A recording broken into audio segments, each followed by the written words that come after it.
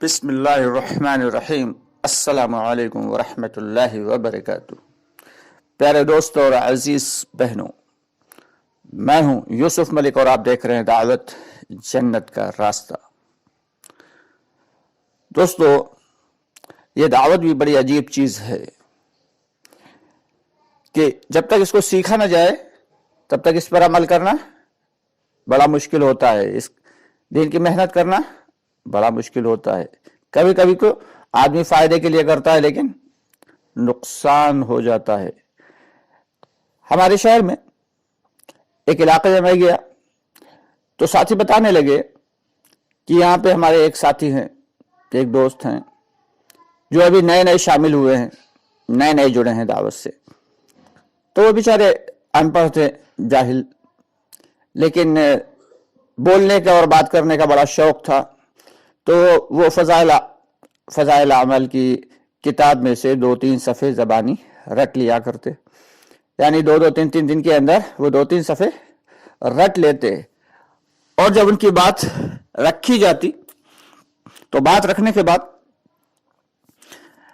وہ صرف وہی 2-3 صفحے تیزی کے ساتھ، زور کے ساتھ بیان فرماتے اور اٹھ کر چل دیتے، چاہے وہ عصر کی بات ہو، چاہے وہ مغرب کی بات ہو، چاہے وہ ظہر کی بات ہو، چاہے وہ فجر کی بات ہو۔ انہیں اس سے کوئی لینا دینا نہیں تھا کہ کس وقت کیا بات کرنا ہے۔ انہیں جو یاد کرتے تھے 2-3 صفحے فضائل اعمال سے، بس وہی رٹ کے طوطے کی طرح اور اٹھ کر چلے جاتے تھے، اور اس انداز میں جاتے تھے جیسے کہ بھائی دیکھو میں نے اپنا کام کر دیا اور تم جانو تمہارا کام جانے۔ تو ساتھ ہی انہیں جوڑنے کے لیے ان سے کچھ کہتے بھی نہیں تھے، لیکن ایک دن ایک عجیب واقعہ ہوا یوں۔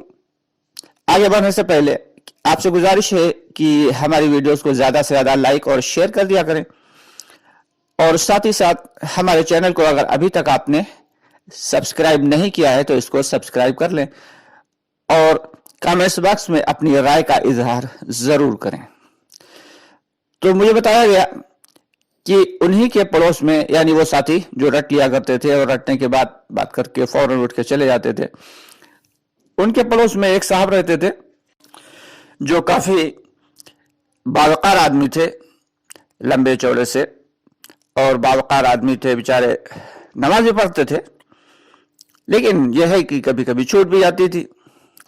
تو ایسے آدمی کو تو حکمت کے ساتھ دعوت دینے چاہیے، لیکن صبح فجر کے بعد جب ملاقاتیں طے ہوئیں تو انہی صاحب کو بھیج دیا گیا جو پڑھ کر رٹ لیا کرتے تھے اور رٹنے کے بعد بات کیا کرتے تھے، اور ان سے کہا گیا کہ بھائی آپ فلاں کے گھر پہ چلے جائیں، ملاقات کر لیں۔ اب وہ ملاقات کرنے کے لیے چلے گئے۔ شام کو جن سے ملاقات کرنے کے لیے گئے تھے وہ بہت ناراض علاقے کے اسی محلے کے ذمہ دار کے پاس پہنچے اور کہنے لگے کہ بھائی آپ فلاں آدمی کو سمجھا لیں، وہ بڑا غلط قسم کی بات کرتے ہیں۔ تو انہوں نے کہا بھائی ایسا کیا ہو گیا؟ اب سے اگر ان سے کوئی غلطی ہوئی تو اس کے لیے ہم معذرت چاہتے ہیں، معافی چاہتے ہیں، لیکن وجہ تو بتائیں کہ آپ اتنا ناراض کیوں ہیں؟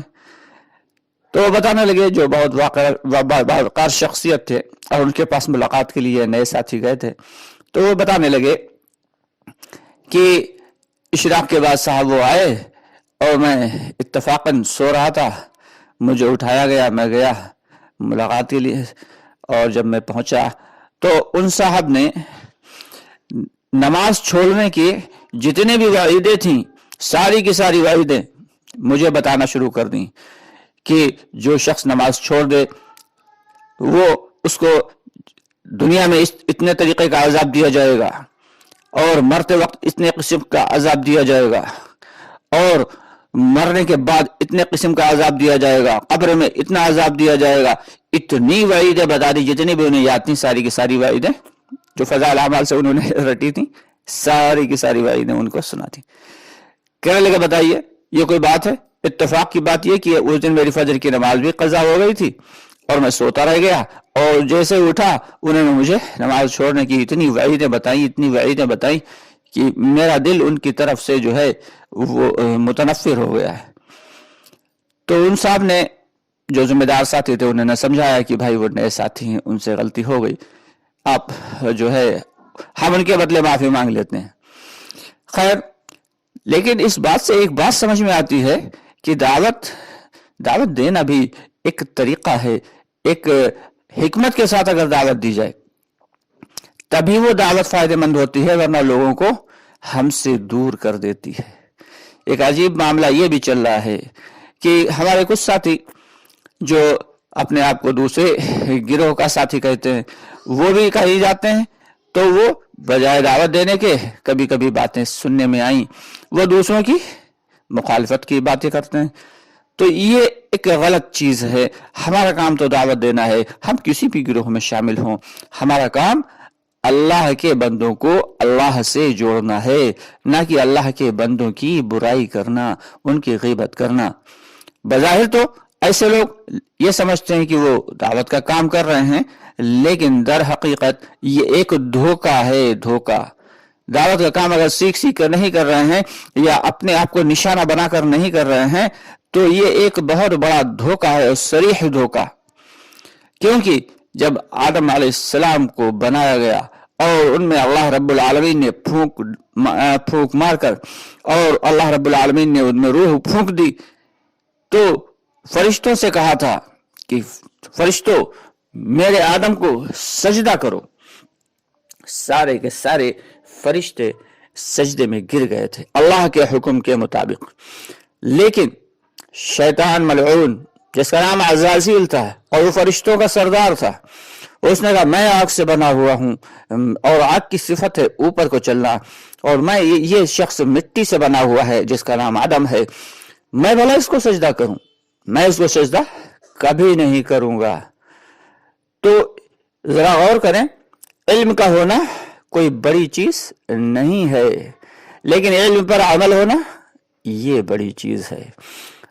चुनांचे शैतान को मलऊन करार दे दिया गया, अज़ाज़ील को मलऊन करार दे दिया गया। अल्लाह ने अपनी लानत का तौक उसके दिल में, उसके गले में डाल दिया, और फिर अल्लाह ताला ने जब उसके गले में लानत का तौक डाला तो शैतान ने क्या कहा? शैतान ने कहा कि अल्लाह, जिस बंदे और जिस इंसान की वजह से तूने मुझ पर लानत की है और मुझे लानत का तौक पहनाया है, मैं उस इंसान को इतना बहकाऊंगा और उससे इतने गुनाह कराऊंगा कि वो जन्नत में जाने का हकदार नहीं बनेगा, कि वो तेरे हुक्मों पर नहीं चलेगा।